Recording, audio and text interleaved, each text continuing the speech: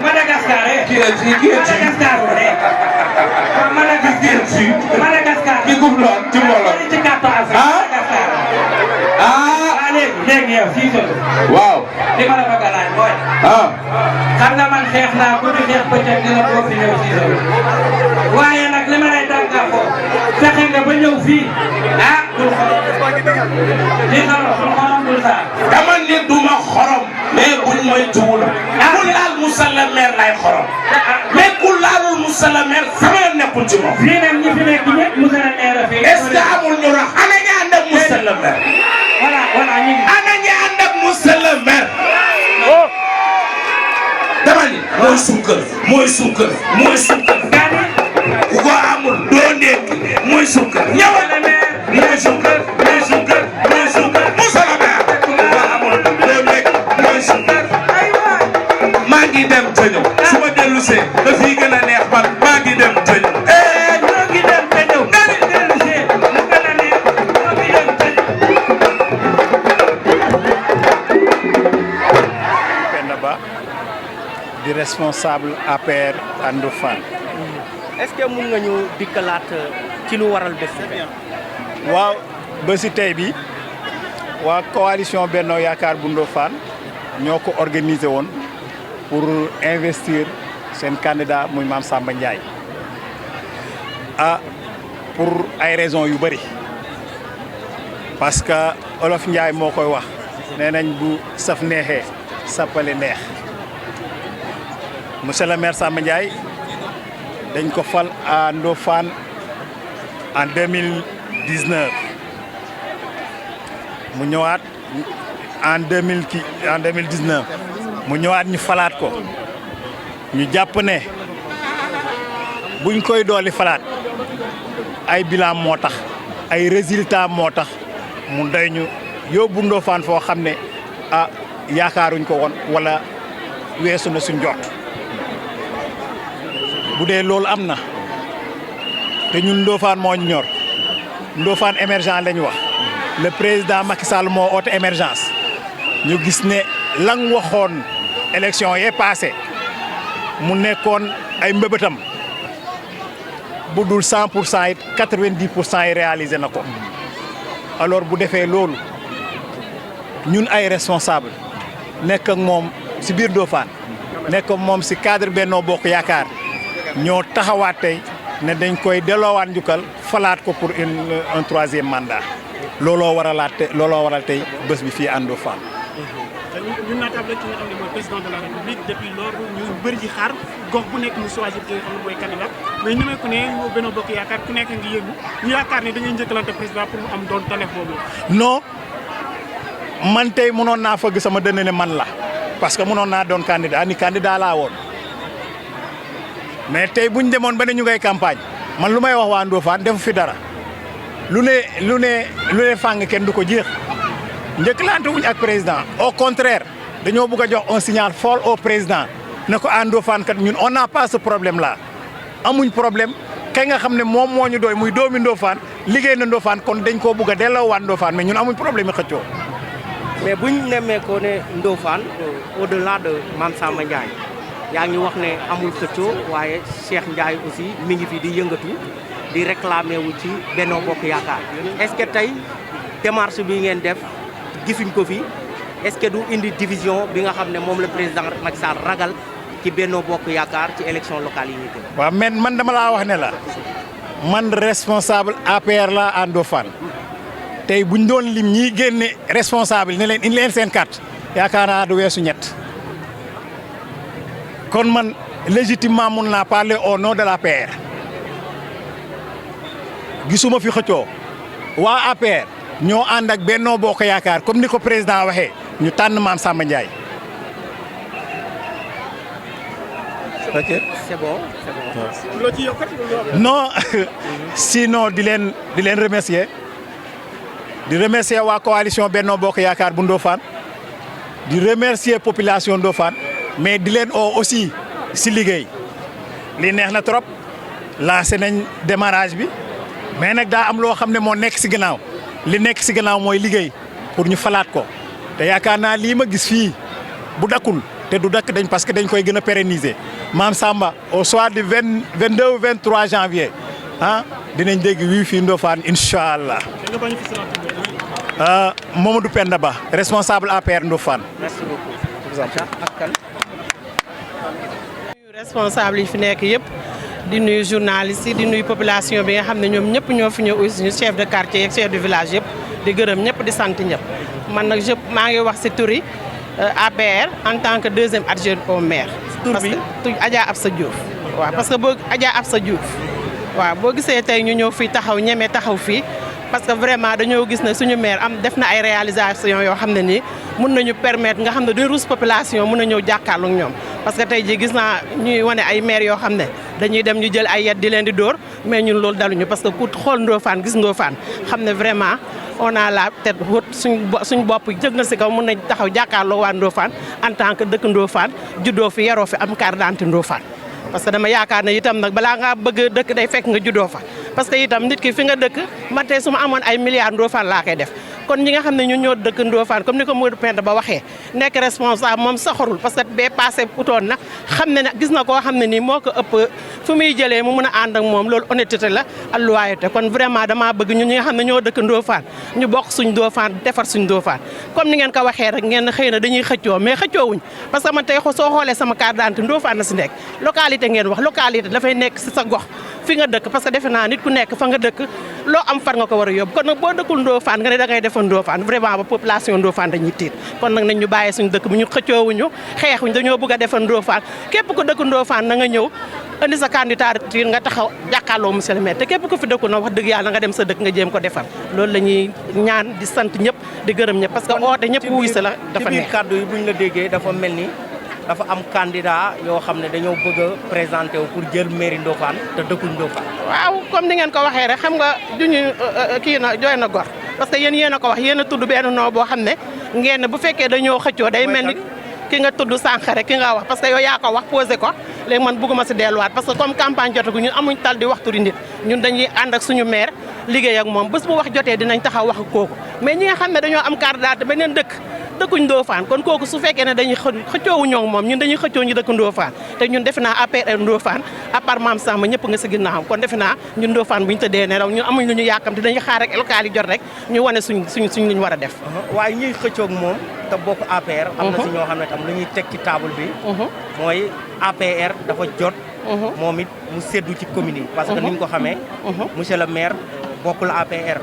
mouvement politique la yor nan nga jàngatee kàddu yooyu waaw loolu ku ko wax te nga dëkk Ndofane rek d'accord naa si parce que moom séddoo moom ñëpp war a séddoo ku liggéey rek war ngaa séddoo waaye itam dama la présidentielle ku nekk Kilikoro mën ngaa ñëw am droit ñëw ne damaa bëgg a doon président waaye localité c'est typiquement localité moom dañoo bëgg ki juddoo fa nga juddoo fa parce que nekkul commune Ndofane rek moo fi nekk commune Kër Baka mu ngi fi kon nag ñi nga xam ne ñoo dëkk Ndofane nañ ñëw Ndofane ñu dëkk commune Kër Baka ñu dem bu dee defar rek nit ki fa nga juddoo yaroo fa defe naa boo bëggee defar foofu nga war a defar bu dee logique rek mais defe naa boo fekkee Ndofane ñu defar ko defar tali yi defar goudron yi defar lampe yi ndox am kon yow loo fi defar xëy na ay sabar parce que loolu laa gis ñu organiser ñun taluñu sabar ñun suñu maire li mu def daf ñoo doy ñu bëgg ko mu ñëwaat dolli ñu nga xam ne ni au moins de tout peu nga xam ne moo manqué ñu daal loolu la ñuy ñaan di gërëm suñu maire di ko sant di gërëm ñëpp ñi nga xam ne ñëw ni tey ñëw nañ wane leen Ndofane Mame Samba Ndiaye moo fi nekk moo fi liggéey waaw ok Benno Bokk Yaakaar Ndofane. Est-ce que vous pouvez revenir sur l'objet de la rencontre d'aujourd'hui? Nous nous rencontrons aujourd'hui pour investir notre candidat, le maire Samba Ndiaye, comme candidat de la coalition Benno Bokk Yaakaar à la mairie de Ndofane. C'est essentiellement cela l'objet de la dite manifestation. Aujourd'hui, où certaines populations de beaucoup de communes fustigent le travail des maires sortants, vous, en tant que résident de Ndofane, est-ce qu'il y a des arguments positifs que vous mettez sur la table pour aujourd'hui porter encore la candidature de M. Samba Ndiaye? Quand Samba Ndiaye était élu en 2014, la plupart de ceux qui sont là devant vous n'étaient pas avec lui. Nous avons commencé pour l'essentiel à travailler avec lui à partir de 2017 aux élections législatives, quand le président de la coalition Benno Bokk Yaakaar avait fait de lui le coordonnateur du comité électoral de Benno Bokk Yakaar à ces élections-là. Depuis lors, nous cheminons. Depuis lors, nous constatons ce qu'il réalise pour Ndofane et pour les Ndofanois. En termes de bilan,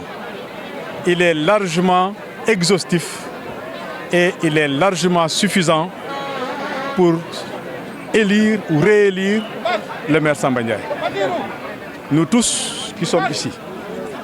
sommes suffisamment responsables pour pouvoir porter chacun une candidature à la mairie de Ndofane. J'ai dirigé une liste en 2002 et j'ai été classé 3e et j'ai été adjoint au maire. M. Mamoudouba a dirigé une liste en 2014. Cela veut dire que les candidatures ne manquent pas au sein du Benno. Mais nous pensons que pour l'intérêt de Ndofane, faire l'unité autour du maire est le meilleur choix. Et ce choix se justifie, encore une fois, par son bilan largement positif dans tous les domaines. De la santé, de l'éducation, des infrastructures, de l'accompagnement des femmes et véritablement sur tous les plans du sport également, parce que nous avons, chose rare dans les communes de notre dimension, en chantier, un stade municipal. Et nous pensons le terminer bientôt. Donc nous pensons que, au lieu que chacun aille de son côté, au lieu que les uns et les autres se mettent à s'y tirer là-dessus, il faut qu'on se mette ensemble, derrière lui, pour le réélire et pour l'intérêt de nos femmes. Au moment où vous organisez cette manifestation, il y a une partie de l'APR qui veut aussi présenter son candidat au niveau de la mairie de Ndofane. Est-ce que votre démarche de ne pas l'appeler, de ne pas le mettre aussi dans votre coalition ou dans l'organisation d'aujourd'hui ne va pas accentuer la division au niveau de votre coalition? Nous sommes des hommes de terrain. Nous sommes des hommes d'expérience. Nous vivons ici. Nous connaissons les uns, nous connaissons les hommes. Pour avoir pratiqué quelques-uns d'entre eux. Nous, notre principale préoccupation, c'est la victoire de notre candidat. On ne cherche pas à droite ou à gauche. On vise tout droit. Et tout droit, c'est l'élection du maire sortant. Il y a eu beaucoup de candidats avant le président de la République pour qu'il puisse diriger au sein de Benno Bokk Yakaar. Aujourd'hui, vous avez porté votre candidature sur Mame Samba Ndiaye. C'est juste pour mettre un peu de la pression au sein du... Nous ne mettons de la pression sur personne. C'est un engagement collectif que nous prenons en le portant comme candidat de notre coalition. Nous ne cherchons pas à mettre la pression sur le président de la République. Mais en tant que Ndofanois, nous avons la latitude de dire que le bon choix pour Ndofane, c'est le maire sortant Samba Ndiaye. Ça, c'est notre responsabilité. Mame Kor Faye, LD, Benno Bokk Yakaar. Merci beaucoup. ci événement bi lu ma sawar la sawar naa parce que li xew tey fii dafa continuer li ñu commencé woon démb or yi ñu commencé woon démb man ci laa bokk ñun ñoo defoon le premier conseil municipal donc boo xoolee diggante boobu ak léegi li fi xew bari na c'est pourquoi Samba Ndiaye kenn mënul am ko koy compareel te sim que kenn mënul am ko koy compareel parce que réalisation yi fi am kenn mënul am la ko compareel donc ñun fii defe naa ne li may digal waa Ndofane mooy bu ñu dem à l'aventure ba tey ko je crois li may digal waa Ndofane moo di man mii li may wax damaa war a wax su ma waxee dinaa war a wax su ma waxulee damaa war a wax parce que fii lii fi nekk léegi ñun ñoo ko commencé ñun ñoo nekk le premier conseil municipal te avant boobu am na nu ñu ko xeexee ba ca kaw la ñu xalaat ne Ndofane bokk na ci 6 arrondissements ñu war a ériger en commune de plein exercice loola mérite la woon boo xam ne bii ñun dañ koy damoo ba léegi ce qui fait que léegi mënuñu lu ñu def lu dul jàppale Mame Samba pour mu continuer li muy liggéey bu ñu defee lu dul lool rek boobaa ñun gorewuñu parce que moom dafa ñëw lépp lu fi amoon lépp tëb fi amoon continuer ko bay daa fait le maximum. donc kooku doo sax demee bu ngeen dem sax aventure di seet naan di xalaat naan dem di jaar fii gis kii non yéen yëpp jóg leen de même coup ngeen jàppale Mame Samba parce que moom am na qualité yoo xam ne man suma âge mënuma permettre ma wax loo xam ne lii suñu borom damay jël parce que seetuma dara li ma war a am na suma dégâts yi par fa par conséquent li ma leen di digal mooy bu leen juum Mame Samba fii la juddoo Ndofane na koy xaar ku ñuy xaar nag nga am mission bokkul ak un aventurier buy ñëw naa jox la ma dem du benn donc il faut ngeen jàppale ko au maximum ba mu dem ba mu eggale yéen am voilà garçon boo xam ne bu xëyee suba ba ngoon mi ngi xalaat lan lay def pour Ndofane avancer par conséquent maa ngi leen di ñaan daal jotu jamay guddal ma leen di ñaax ngeen am lu mu nekk mu jaral leen ko comment bu ne mu jaral leen ko pour ngeen xam ne vous avez le bon candidat merci. père nga bañ a fësal tur El Hadj Birame Diop. El Hadj Birame Diop nga représenté. nga représenté. le SAL parce que moi je suis directeur d'école à la retraite. merci. voilà merci beaucoup. nekk suñu kilifa nekk suñu mag nekk AFP ñu fii tey fekkee si bés bi ak ki nga xam ne mooy doyen Mame Cor nga xam ne bés bi mën naa ne ci moom la juddoo ndax moo ne jot na nag waa Benno jóg wane ne benn candidat lañ am muy seen doom seen xarit di Mame Samba Ndiaye ñu man Mame Cor te liggéey rafetlu naa ko lool ak sa taxawaay di nuyu ki nga xam ne moom mooy Adja Rox bi tey moom itam bokk ci coalition bi di bëreel nuyoo nag sama goro sama xarit le grand responsable de l'APR muy Modou Penda Ba moom itam ñëpp xam nañ ne 2014 candidat la woon bii pa nee na day ñëw ñu ànd defar continuer defar Ndofane Modou Penda rafetlu naa taxawaay boobu di nuyu ki nga xam ne le jeune dynamique muy monsieur Bou Camara moom itam ñëpp xam nañ capacité am nee na day ñëw ànd ak ñun ci liggéey bi bu gërëm nañ la sant nañ di nuyu aussi un jeune bi nga xam ne moom mooy responsable local bu COJER muy Pape Gueye Danfa nga xam ne taxawaayam sama wet ñëpp xam nañ Pape Gueye maa ngi lay nuyu di nuyu waa coalition bi yëpp waa PS ak yeneen parti yëpp mouvement de soutien yi waa M10 def nañ seen délégation ñëw M10 local M10 national te professeur Lamine man ma ñëw ñoom ñëpp ma defal leen courant benn dëkk ci juróom-benn yi moo ci amul courant muy Mbassabu te le 23 bii di ñëw étudiant de l'école nationale supérieure d'électricité et de mécanique bu Nancy te ñu électrifié Médina Ndawen ñoom ñooy ñëw électrifié ma Mbassabu bu ko defee lépp mot dëkk yëpp am courant ñooñu le 23 bii la ñuy ñëw di nuyu délégué de quartier yi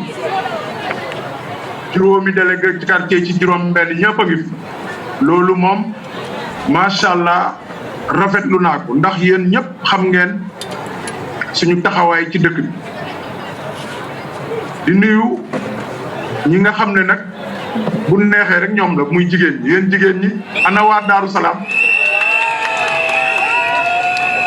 ani waa Siirut waa Céeréer jigéen ñi ana ngeen waa Léona Daaru Salaam Nord Daaru Salaam Sud defe naa kenn desul jigéen ñi yéen daal yéen a ko yor ndax yéen mën naa ne yéen a tax sax may politique seen mobilisation gis naa ko quartier yi ñëpp génn nañ kenn desul biir Ndofane ak dëkk yi wër Calabas yi GIE yi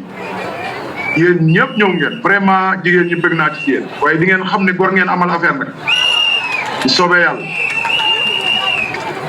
di nuyu waa marché gis naa seen banderole bu rëy te rafet président Seyni Gueye seen taxawaay rafet na lool lool lool di beral nuyoo transporteurs yi Jakarta ak borom oto yi yéen itam dégg naa ñëw ngeen de forte présence di nuyu les jeunes forte mobilisation des jeunes ñoom xam nañ li ñu bëgg xam nañ ne l'avenir de Ndofane se construit maintenant te ñu ngi ci yoon bi di def un Ndofane moderne un Ndofane vert propre et prospère jeunes yëpp xam nañ loolu kon étudiants yi commission féminine jeunes yi quartier yi gis nañ seen taxawaay ñu ngi nuyu aussi enseignants yi te monsieur Tahacham jiite leen yéen itam gis naa seen taxawaay ci bés bi ak ñi nga xam ne ñooy cadres yi les cadres de Ndofane Pape Ablaye Diop ak groupe bi yéen ñëpp seen taxawaay rafet na defe naa ni yëf yi moom presque mat na bu ma fàttee rek ngeen xam ne ci man la waaye yéene bi moom mooy ma lim ñëpp góor jigéen mag ak ndaw invité yi jóge ci dëkk yi wër Ndofane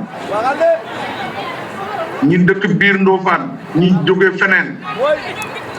mais li ma gis daal ñu génne ci quartier yi xam naa ne ñi fi nekk 99% yi biir Ndofane lañ jógee ndax ñun waxoon naa leen ko bi ngeen di bindu ma ne leen jarul jéggaani fenn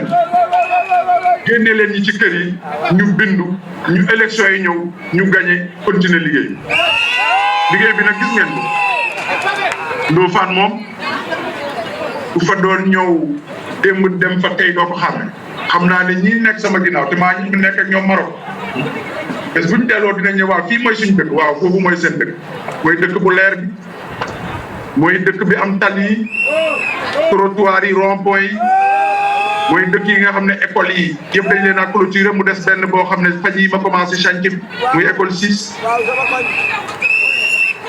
mooy dëkk bi nga xam ne marché bi ñu ngi koy defar mooy dëkk bi nga xam ne ñu ngi fay tabax tribune mooy dëkk bi nga xam ne dafa leer nañ am ay lampadaire solaire ku yaakaar ne yomb na nag yombul ndax président Macky Sall mi nga xam ne moom lañ ñëwal fii mi nga xam ne moom la ñu teg fi ñu nekk mi nga xam ne moom la ñuy liggéey moom dafa am ay projet yoo xam ne ñëpp a ko bokk yenn dëkk yi muy ku mel ni Pakassène 123 communes ñoo ko am ñun ci lañ bokk mu mel ni ay yenn façon financement yi waaye dafa am projet yoo xam ne président moom daf koy teg ci table bi rek pour Sénégal boo mënee lijjanti am ñun de am nañ suñu lampadaire solaire dëkk yi ko amagul bari nañ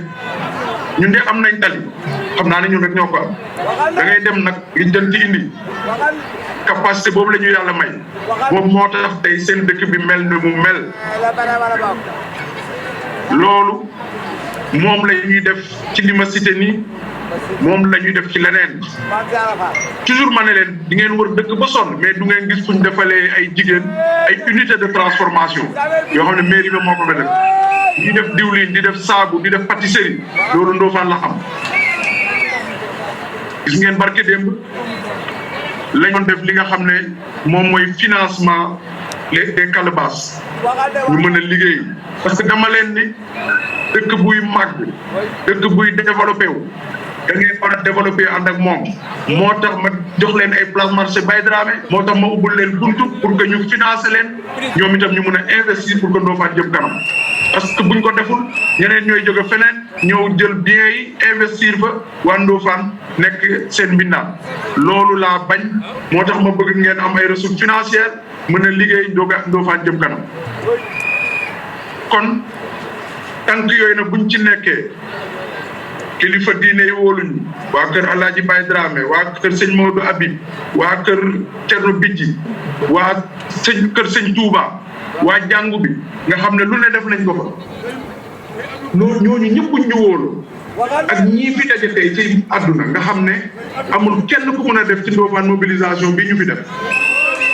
lii mu amee day wone ne dañoo bëgg ñu continuer liggéey kon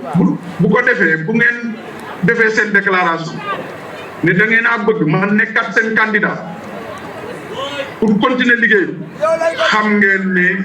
dama koy nangu ci xol bu sedd pour que ñu defar le Ndofane de l'avenir, le Ndofane de demain, le Ndofane moderne, le Ndofane propre, le Ndofane vert et le Ndofane prospère. Donc ci loolu la ñu jëm bu soobee yàlla le 23 janvier 2022 yal nañu ci yàlla yóbbu ak jàmm.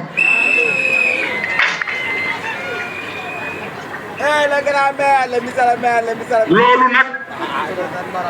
dañ ko def ci jàmm jarul xuloo jarul xeex mbir mi moom réewu démocratie lañ ne réewu démocratie carte électeur moo ci am solo kon bu ngeen demee ci seen kër yi seetaan leen seeni carte d'identité denc ko bu baax bañ nag ku leen di nax am na ñoo xam ne lu ne mën nañ la ko proposer rek pour jël sa carte d'identité bi denc leen ko ndax avenir yi Ndofane pour que xale yi ëllëg mën a fier ci seen dëkk moo gën xaalis buñ la jox tey pour jënd la ndax xam ngeen ne ñun am na loo xam ne fekk nañ ko fi suñuy waajur def ko fi xam ngeen li fi Valdiodio Ndiaye def stade bii may terminé tey xam ngeen ne Amadou Fall moo ko fi def kon loolu dafa am solo ñu defar nit ñi am ay jumtukaay nit ñi am jàngukaay nit ñi xam ne ñoom compté nañ parce que Ndofane tey waa diaspora ba boo demee Italie ñoom ñëpp tey dañoo fier ndax dañ ma koy wax ndax li ñu bëggoon te mënuñu koo am man la ko yàlla jox ma indil leen kon bu leen nangu ku leen nax ci ay xaalis ak ku leen nax ci ay wax yoo xam ne du dem fenn nañ leen ànd nekk benn ñun ak suñu mag yooyu ma tudd muy suñu doyen Booli Ndaw di maam man maa leen fi indi ñu fiy jàng maa leen utal bourse ñu ñëw fii di fi jàng te xam ngeen ne loolu bari na suñu doon ku fi mën ana ku yàlla mën loo loolu foofu ñuy wax kenn ñoom mënuñoo yóbbu sax nit kër ba ka mu jàng Bas ana Basirou sama gars yi monsieur le premier adjoint au maire Amadou Ka maa ngi lay nuyu bu baax di la gërëm di la sant keroog def nga déclaration bu am solo ca conseil municipal te xam naa ne defaat nga ko tey madame le maire Absa Diouf sa taxawaay rafet na kontaan naa ci yow di nuyu tous les conseillers municipaux ci seen teewaay wax leen ne liggéey bi résultat bi ñu am suñu résultat ñun ñoo ko liggéey ñun conseil municipal te li tax ñu liggéey ko nag mooy da ngeen maa wóolu bu ngeen ma wóoluwuloon di ma bundu xataal kon duñ dem mais lu ma teg rek ngeen voté ko à 100%. barke démb ci mujj bi nga xamee ne PACASEN bi dafa ñëw ñu am 7 sur 7 ci note projet bu am importance bu président Macky Sall boobu ñu jox ñu benn buuña de 55 millions ma ne dama ciy def loo xam ne dañuy évacuer ndox yi ci marché bi di ko yóbbu ci beneen côté loolu yëpp ngeen votel ma ko à l'unanimité Ndofane moderne tey fi ngeen toog noonu gis ngeen ne ñu ngi fiy tabax benn gab guichet à billet ngeen xam ne kon loolu yëpp daa bokk ci Ndofane buy jëm kanam noonu ñu sóoraale ñu moderne noonu laa fi indee ferme agricole pour 10 hectares équipé am forage am yëpp pour béykat yi mën a dem béy noonu lañ commencé fan yi di tabax benn parc de vaccination pour que éleveurs yi mën a am fu ñuy ñàkk seen jur bi noonu ngeen ma votelee conseil municipal bi passé pour ñu defar abattoir defaraat ko mu bees loolu itam voté nañ ko war ko tàmbali noonu laa defalee marché noonu la ñuy ubbee marché Baye Dara lycée bi nañ leen jàpp gañeel président Macky Sall ndax loolu la soxla parce que am na ñoo xam ne ñu ngi yër Ndofane parce que seen gis-gis yëpp mooy jaxase pour 2024 ñun on est prêt à gagner pour le président Macky Sall Ndofane moom nuñ koy waxee sax comme du fi naa ne fii ñoo ko moom Ndofane ñoo